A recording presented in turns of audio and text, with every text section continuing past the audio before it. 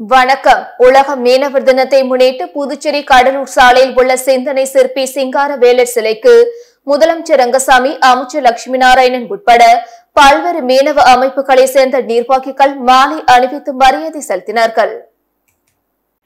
புதுச்சேரியில் உலக மீனவர் தினம் இன்று கொண்டாடப்பட்டது. இதனையொட்டி புதுச்சேரி கடலூர் சாலையில் உள்ள சிந்தனை சிற்பி சிங்காரவேலர் சிலைக்கு முதலமைச்சர் ரங்கசாமி, மீன்வளத்துறை அமைச்சர் லட்சுமி நாராயணன், சட்டமன்ற உறுப்பினர்கள் ரமேஷ், ஆறுமுகம் ஆகியோர் மாலை அணிவித்து மரியாதை செலுத்தினார்கள்.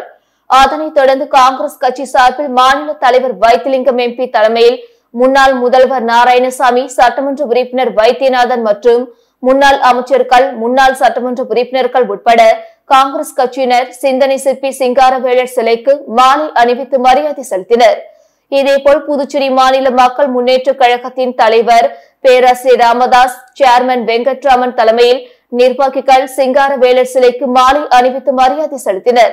மேலும் புதுச்சேரியில் உள்ள பல்வேறு மீனவ அமைப்புகளை சார்ந்த நிர்வாகிகள் உட்பட மீனவர்கள் மாலை அணிவித்து மரியாதை செலுத்தினர். புதுச்சேரியில் பொருளாதாரத்தில் பின்தங்கியுள்ள மீனவர்களுக்கான உள் இடஒதுக்கீட்டை 2% 10% உயர்த்தி வழங்க வலியுறுத்தி 100க்கும் மேற்பட்ட மீனவர்கள் உண்ணாவிரத போராட்டத்தில் ஈடுபட்டனர். புதுச்சேரி மற்றும் காரைக்காலில் உள்ள பொருளாதாரத்தில் பின்தங்கியுள்ள மீனவர்களுக்கு 2010ஆம் ஆண்டு முதல் கல்வி மற்றும் வேலை வாய்ப்பில் மிகவும் பிற்படுத்தப்பட்டோருக்கான 20% இடஒதுக்கீட்டிலிருந்து 2% உள் ஒதுக்கீடு வழங்கப்பட்டு வருகிறது. இந்நிலையில் மீனவர்களின் எண்ணிக்கைக்கு ஏற்ப பொருளாதாரத்தில் பின்தங்கியுள்ள மீனவர்களுக்கான உள் ஒதுக்கீட்டை 2% 10% உயர்த்தி வழங்க வலியுறுத்தி உலக மீனவர் தினமான இன்று அனைத்து மீனவ அமைப்புகளின் கூட்டமைப்பு சார்பில் சுதேசி மில் அருகில் உண்ணாவிரத போராட்டம் நடைபெற்றது. இதில் புதுச்சேரி மாநில காங்கிரஸ் தலைவர் வைத்திலிங்கம் எம்பி, காங்கிரஸ் சட்டமன்ற உறுப்பினர் வைத்தியநாதன் உள்ளிட்ட 100க்கும் மேற்பட்ட மீனவர்கள் கலந்து கொண்டு தங்களது கோரிக்கைகளை வலியுறுத்தி முழக்கமிட்டனர். புதுவையில் உள்ள அனைத்து பள்ளிகளிலும் போக்சோ குழு அமைக்க பள்ளி கல்வித்துறை இயக்ககம் உத்தரவிட்டுள்ளது. இதுகுறித்து மாநில பள்ளி கல்வித்துறை இயக்ககம் வெளியிட்டுள்ள சுற்றறிக்கையில், புதுவை மாநிலத்தில் அனைத்து அரசு மற்றும் தனியார் பள்ளிகளில் மாணவர்களின் பாதுகாப்பை உறுதிப்படுத்தும் வகையில் போக்சோ குழுவை அமைக்க வேண்டும். அந்த குழுவில் பள்ளியின் முதல்வர் தலைவராகவும், துணை முதல்வர் அல்லது தலைமை ஆசிரியர் துணை தலைவராகவும் இருக்க வேண்டும். மேலும் குழு உறுப்பினர்களாக பள்ளியின் மூத்த பெண் ஆசிரியை, ஒழுங்கு நடவடிக்கைக்கு உள்ளாகாத ஆண் ஆசிரியர், பெற்றோர்களில் ஒரு உறுப்பினர், குழந்தைகள் நலன் சார்ந்து செயல்படும் அரசு அல்லது அரசு சாரா அமைப்பை சேர்ந்த உறுப்பினர், மாணவ மாணவி ஆகியோர் இடம்பெற வேண்டும். பள்ளி அளவிலான குழுவை தவிர மாவட்ட அளவிலும் மாநில அளவிலும் போக்சோ குழுவை அமைக்க வேண்டும். அதில் விதிமுறைப்படி உறுப்பினர்கள், தலைவர், துணைத் தலைவர்கள் இடம்பெற வேண்டுமென குறிப்பிடப்பட்டுள்ளது. ஜீவானந்தம் அரசு மேல்நிலைப் பள்ளியில் போக்குவரத்து விழிப்புணர்வு நிகழ்ச்சி நடைபெற்றது. புதுச்சேரி நெல்லித்தோப்பு தொகுதிக்குட்பட்ட காராமணி குப்பத்தில் உள்ள ஜீவானந்தம் அரசு மேல்நிலைப் பள்ளியில் மாணவர்களுக்கு போக்குவரத்து விழிப்புணர்வு நிகழ்ச்சி நடைபெற்றது.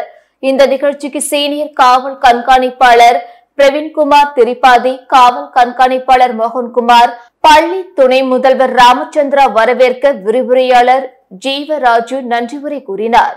இந்த விழிப்புணர்வு நிகழ்ச்சியில் பள்ளி ஆசிரியர்கள் உட்பட பலர் கலந்து கொண்டனர். மேலும் இந்த போக்குவரத்து விழிப்புணர்வு நிகழ்ச்சியில் போக்குவரத்து பாதுகாப்பு சம்பந்தமாக கேட்கப்பட்ட கேள்விகளுக்கு சரியான பதில் கூறிய 30 மாணவர்களுக்கு பரிசுகள் வழங்கப்பட்டது. மடுக்கரை பேருந்து நிலையத்தில் இருந்த ஆக்கிரமிப்பு இடங்களை தாசில்தார், கொம்யூன் பஞ்சாயத்து அதிகாரிகள் அதிரடியாக அகற்றினர். புதுவையில் ஆக்கிரமிப்பு பகுதிகளை அகற்றக் கோரி கலெக்டர் உத்தரவிட்டதன் அடிப்படையில் நெட்டப்பாக்கம் தொகுதி மடுக்கரை பேருந்து நிலையத்தில் இருந்த ஆக்கிரமிப்பு இடங்களை தாசில்தார் கார்த்திகேயன் மற்றும் ஆணையர் ரமேஷ் தலைமையில் பொதுப்பணித்துறை அதிகாரிகள், நெட்டப்பாக்கம் கொம்யூன் பஞ்சாயத்து ஊழியர்கள் அதிரடியாக அகற்றினர். இதனால் மடுக்கரை பேருந்து நிலையத்தில் பரபரப்பு ஏற்பட்டது. தொடர்ந்து நெட்டப்பாக்கம் தொகுதியில் உள்ள ஆக்கிரமிப்புகள் அகற்றப்படும் என தாசில்தார் மற்றும் ஆணையர் தெரிவித்தனர். புதுச்சேரி பெத்திசெட்டிப்பேட்டை ஸ்ரீ சித்தி விநாயகர் கோவிலுக்கு 4,50,00,000 ரூபாய் மதிப்பில் புதிதாக தங்கத்தேர் செய்யும் பணியை உளியால் செதுக்கி துணைநிலை ஆளுநர் கைலாஷ்நாதன் தொடங்கி வைத்தார். புதுச்சேரி பெத்திசெட்டிப்பேட்டையில் மிகவும் பழமை வாய்ந்த ஸ்ரீ சித்தி விநாயகர், ஸ்ரீ சுப்பிரமணியர் ஆலயம் உள்ளது. இந்த ஆலயத்தில் மரத்தில் மட்டுமே தேர் பயன்படுத்தப்பட்டு வந்தது. மேலும் இந்த கோயிலுக்கு தங்கத்தேர் செய்ய வேண்டும் என்று ஆலயத்தின் நிர்வாகத்தின் சார்பில் அரசுக்கு கோரிக்கை வைக்கப்பட்டது. அதன் அடிப்படையில் தற்பொழுது பெத்தி செட்டிப்பேட்டை ஸ்ரீ சித்தி விநாயகர் கோவிலுக்கு தங்கத்தேர் அரசு அனுமதி அளித்துள்ளது. இதன்படி 12.5 அடி உயரமும் 8 அடி நீளமும் 6 அடி அகலத்தில் அமையவுள்ள இந்த தங்கத்தேரில் சுமார் 4 கிலோ 800 கிராம் தங்கமும் 30 கிலோ காப்பர் 4 கோடி 50 லட்சம் ரூபாய் மதிப்பில் தங்கத்தேர் செய்யப்பட உள்ளது. தங்கத்தேர் செய்யும் பணிக்கான துவக்க விழா நேற்று நடைபெற்றது. இந்த விழாவில் புதுச்சேரி துணைநிலை ஆளுநர் கைலாஷ்நாதன் சிறப்பு விருந்தினராக கலந்து கொண்டார். அவருக்கு ஆலயத்தின் சார்பில் தொகுதியின் சட்டமன்ற உறுப்பினர் வைத்தியநாதன் வரவேற்றார். தொடர்ந்து ஆலயத்தில் நடைபெற்ற சிறப்பு பூஜையில் கலந்து கொண்டு சுவாமி தரிசனம் செய்த துணைநிலை ஆளுநருக்கு ஆலயத்தின் நிர்வாகத்தின் சார்பில் கும்ப மரியாதை அளிக்கப்பட்டது. தொடர்ந்து தேரை வடம் பிடித்தெடுத்து கோவில் பிரகாரத்தில் வலம் வந்தார். இதனை அடுத்து தங்கத்தேர் செய்வதற்காக துணைநிலை ஆளுநர் சார்பில் ஆலயத்தின் நிர்வாகத்திற்கு காசோலை வழங்கப்பட்டது. தொடர்ந்து உளியால் மரத்தை செதுக்கி தங்கத்தேர் செய்யும் பணியினை துணைநிலை ஆளுநர் கைலாஷ்நாதன் தொடங்கி வைத்தார். இந்த நிகழ்ச்சியில் முன்னாள் சபாநாயகர் சிவக்கொழுந்து மற்றும் ஆலய தனி அதிகாரி பிரபாகரன் மற்றும் ஆலய தலைவர் மணி உள்ளிட்ட கோவில் நிர்வாகிகள் பலர் திரளாக கலந்து கொண்டனர். திருக்காஞ்சி தேவஸ்தானத்திற்கு சொந்தமான ஸ்ரீ காஞ்சிநாதர் திருமண நிலையத்தில் ஸ்ரீ காசி விஸ்வநாதர் மற்றும் அன்னபூரணி காசி விசாலாட்சி திருக்கல்யாண உற்சவம் நடைபெற்றது. திருக்காஞ்சி அருள்மிகு ஸ்ரீ காமாட்சி ஸ்ரீ உடனுரை ஸ்ரீ கங்கை வராக நதீஸ்வரர் தேவஸ்தானத்தில் எழுந்தருளி இருக்கும் ஸ்ரீ விசாலாட்சி ஸ்ரீ அன்னபூரணி சமேத ஸ்ரீ காசி விஸ்வநாதர் சன்னதி நூதன அஷ்டபந்தன மகா கும்பாபிஷேக விழா நேற்று நடைபெற்றது.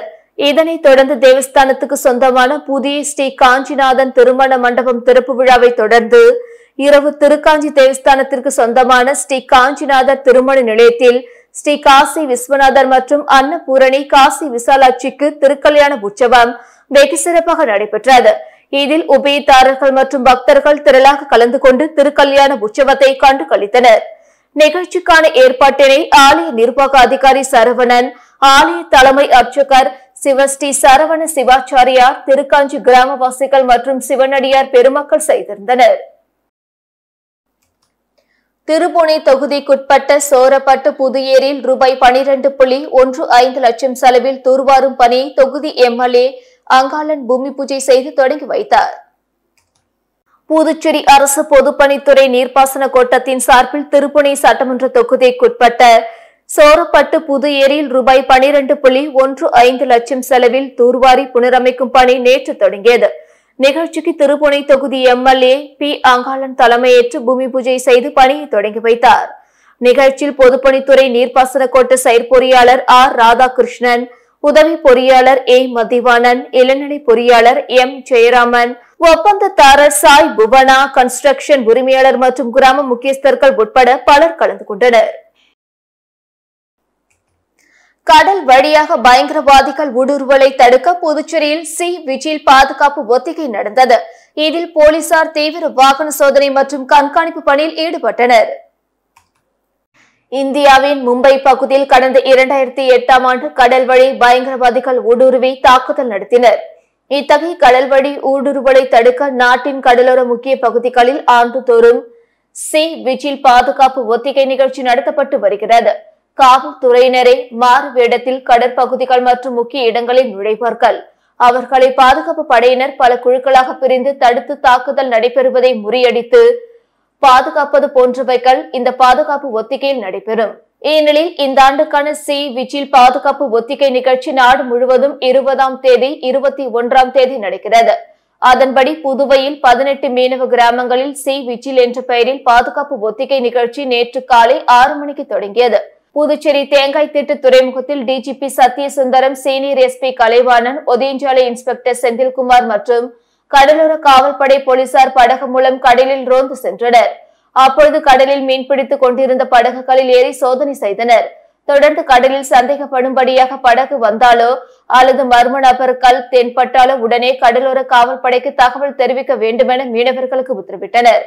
மேலும் மாநிலத்தின் முக்கிய இடங்களான தலைமை செயலகம், கவர்னர் மாளிகை, புதுச்சேரி சட்டசபை ஆகிய இடங்களிலும் போலீஸ் பாதுகாப்பு குவிக்கப்பட்டன. தொடர்ந்து புதுவை சட்டசபை நுழைவுவாயில் மூடப்பட்டு பொதுமக்கள் தீவிர சோதனைக்கு பிறகே உள்ளே அனுமதிக்கப்பட்டனர். இந்த பாதுகாப்பு ஒத்திகை நிகழ்ச்சி நாளை மாலை 6 மணி வரை நடைபெற உள்ளது. புதுச்சேரி அரசு கல்வித்துறை சார்பில் 3ஆம் வட்ட அளவிலான கேரம் போட்டி மணப்பட்டு அரசு நடுநிலைப்பள்ளியில் நடைபெற்றது. புதுச்சேரி அரசு கல்வித்துறை சார்பில் புதுச்சேரி மாநில 3ஆம் வட்ட அளவிலான கேரம் போட்டி மணப்பட்டு அரசு நடுநிலைப்பள்ளியில் நடைபெற்றது. பள்ளி வளாகத்தில் நடைபெற்ற கேரம் போட்டியில் பள்ளி தலைமை ஆசிரியர் திரு விவேகானந்தன் அவர்கள் வரவேற்புரையாற்றினார். புதுச்சேரி கல்வித்துறை முதன்மை கல்வி அதிகாரி திரு மோகன் அவர்கள் நிகழ்ச்சிக்கு தலைமையேற்று சிறப்புரை ஆற்றி போட்டியை துவக்கி வைத்தார். நிகழ்ச்சியில் சிறப்பு விருந்தினர்களாக விளையாட்டு பிரிவு துணை இயக்குநர் திரு வைத்தியநாதன், பள்ளி துணை முதல்வர் ராஜசேகரன் ஆகியோர் கலந்து கொண்டு விழாவினை சிறப்பித்தனர். நிகழ்ச்சி நிறைவில் சுஜித் நன்றி கூறினார். 2 நாட்கள் நடைபெறும் இந்த போட்டியில் 15க்கும் மேற்பட்ட அரசு மற்றும் தனியார் மேல்நிலை பள்ளிகள், 10க்கும் மேற்பட்ட உயர்நிலை பள்ளிகள், 20க்கும் மேற்பட்ட நடுநிலை பள்ளிகளில் இருந்து ஆசிரியர்கள் மற்றும் மாணவர்கள் பங்கேற்று விளையாடினர். நடைபெற்ற இந்த கேரம் போட்டியில் சுமார் 180க்கும் மேற்பட்ட மாணவர்கள் கலந்து கொண்டனர். விழாவிற்கான ஏற்பாடுகளை பட்டதாரி ஆசிரியை கலைசெல்வி ஏகதேவி, பட்டதாரி ஆசிரியர் முருகன், அரசு தொடக்கப்பள்ளி ஆசிரியை மஞ்சு, இந்திரா, மதிவதனி, பானுப்பிரியா, ரவீனா, முன் மழலையர் தொடக்கப்பள்ளி ஆசிரியை காயத்ரி ஆகியோர் சிறப்பாக செய்திருந்தனர்.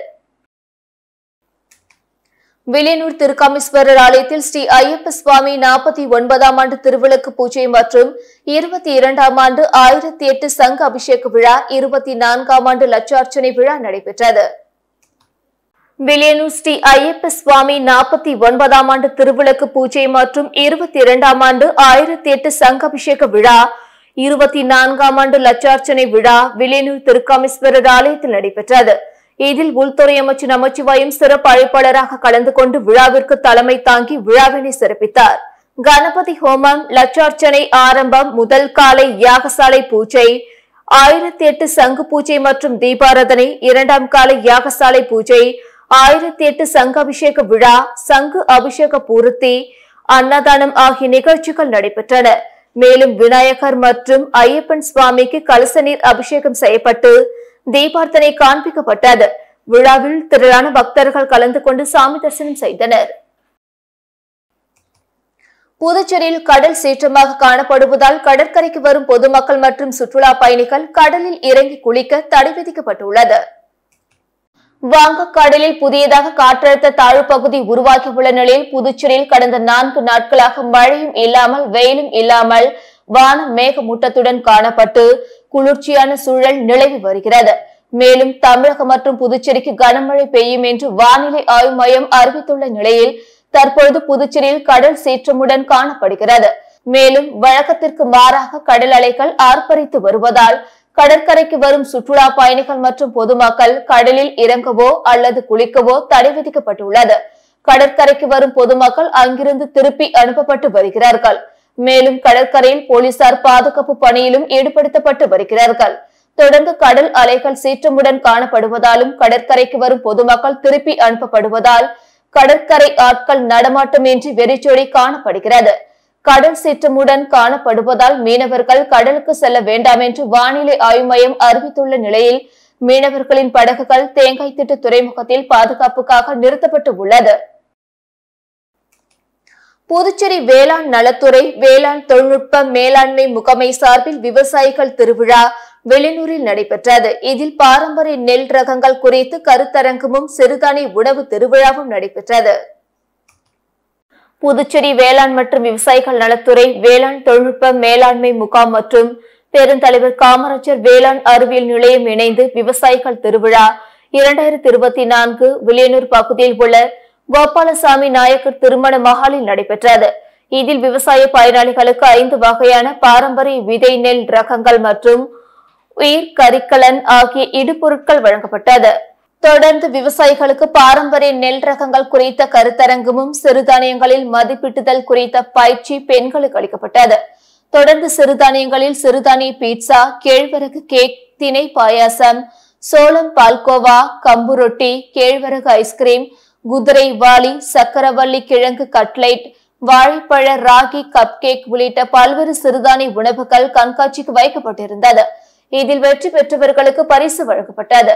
இதில் வேளாண் துறை அதிகாரிகள் மற்றும் விவசாய பெருமக்கள் கலந்து கொண்டனர்.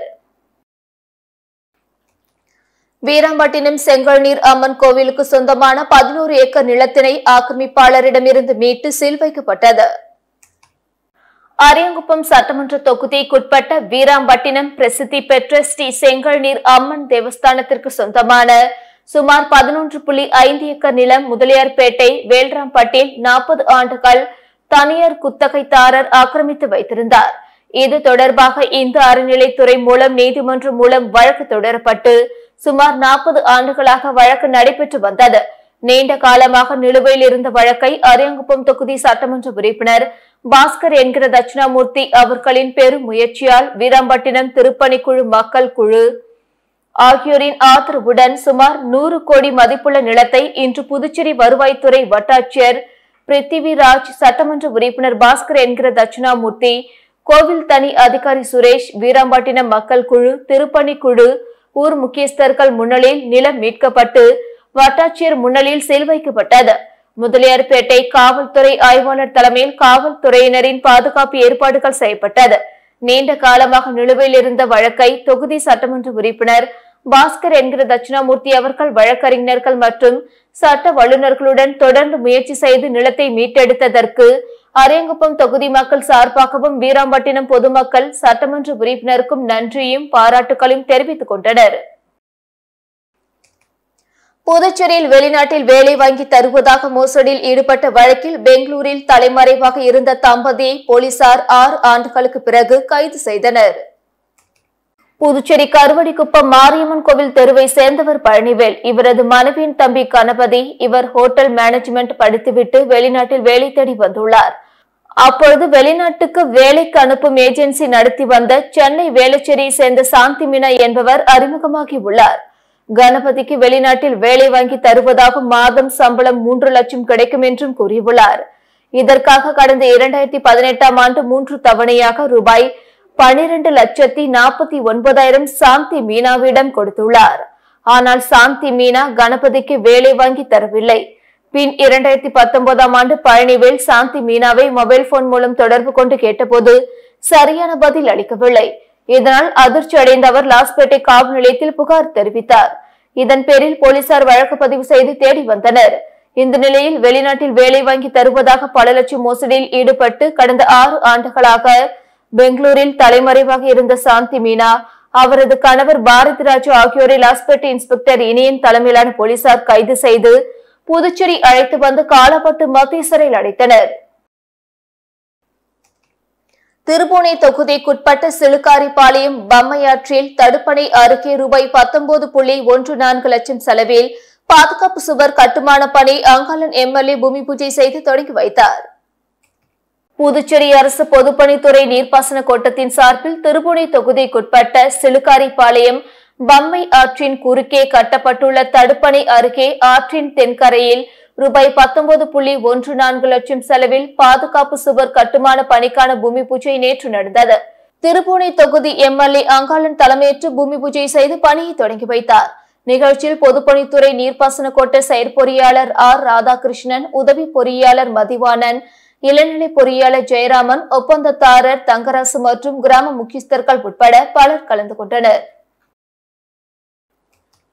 புதுச்சேரியில் திருநங்கைகள் நினைவு தினத்தையொட்டி 100க்கும் மேற்பட்ட திருநங்கைகள் கையில் மெழுகுவர்த்தி ஏந்தி அமைதி பேரணி சென்றனர். புதுச்சேரியில் உள்ள சகோதரன் சமூக நல மேம்பாட்டு நிறுவனம் மற்றும் அக்னி சிறகுகள் திருநங்கைகள் கூட்டமைப்பு சார்பில் நவம்பர் 20ஆம் தேதி திருநங்கைகள் நினைவு தினம் அனுசரிக்கப்பட்டது. பாலின வேறுபாடுகளுக்கு எதிரான வன்முறை செயல்களால் உயிரிழந்த திருநங்கைகளுக்கு அஞ்சலி செலுத்தும் வகையில் சுதேசி பஞ்சாலையிலிருந்து அண்ணா சிலை வரை மெழுகுவர்த்தி பேரணி நடைபெற்றது. பேரணியை சமூக நலத்துறை இயக்குநர் ராகினி கொடியசைத்து தொடங்கி வைக்க 100க்கும் மேற்பட்ட திருநங்கைகள் கையில் மெழுகுவர்த்தி ஏந்தியும் பாலின வேறுபாடுகளுக்கு எதிரான விழிப்புணர்வு பதாகைகளை கையில் ஏந்தி விழிப்புணர்வு ஏற்படுத்தினர். புதுச்சேரியில் ஆசிரியர் பணிக்கு தேர்வானவர்களுக்கு சான்றிதழ் சரிபார்ப்பு பணி வரும் டிசம்பர் மாதம் 9ஆம் தேதி துவங்குகிறது. புதுச்சேரி பள்ளி கல்வித்துறை மூலம் 340 பட்டதாரி ஆசிரியர் பணியிடங்களுக்கு 205 பேர் தற்காலிகமாக தேர்வு செய்யப்பட்டோர் பட்டியல் நேற்று முன்தினம் பள்ளி கல்வித்துறை இணையதளத்தில் வெளியிடப்பட்டது. அதன்படி பட்டதாரி ஆசிரியர் பணிக்கு புதுச்சேரி காரைக்காலில் ஆங்கிலம் 52, கணிதம் 58, லைஃப் சயின்ஸ் 14, பிசிக்கல் சயின்ஸ் 45, சமூக அறிவியல் 17, பிரெஞ்சு 1, மாஹேவில் கணிதம் 2, சமூக அறிவியல் 2, ஏனாமில் கணிதம் 1, சமூக அறிவியல் 1 என மொத்தமாக 193 பேர் தற்காலிகமாக தேர்வு செய்யப்பட்டனர். இதேபோல் மொழிப்பாட பட்டதாரி ஆசிரியர் பணிக்கு புதுச்சேரி காரைக்காலில் தமிழ் 5, மாஹேவில் மலையாளம் 1, ஏனாமில் தெலுங்கு 2, அனைத்து பிராந்தியங்களிலும் இந்தி 4 என மொத்தம் 12 பேர் தேர்வு செய்யப்பட்டனர். இவர்களுக்கான சான்றிதழ் சரிபார்ப்பு பணி பள்ளி கல்வித்துறை வளாகத்தில் வரும் டிசம்பர் 9ஆம் தேதி தொடங்கி 12ஆம் தேதி வரை நடக்கிறது. தேர்வு பட்டியலில் ஒவ்வொரு தொகுதி வாரியாக தனித்தனியாக தேதி, நேரம் குறிப்பிடப்பட்டுள்ளது. சான்றிதழ் சரிபார்ப்பின் போது அனைத்து அசல் சான்றிதழ்களையும் எடுத்து வர வேண்டும் என பள்ளி கல்வித்துறை இயக்குநர் பிரியதர்ஷினி தெரிவித்துள்ளார். இத்துடன் செய்திகள் நிறைவடைந்தன. வணக்கம்.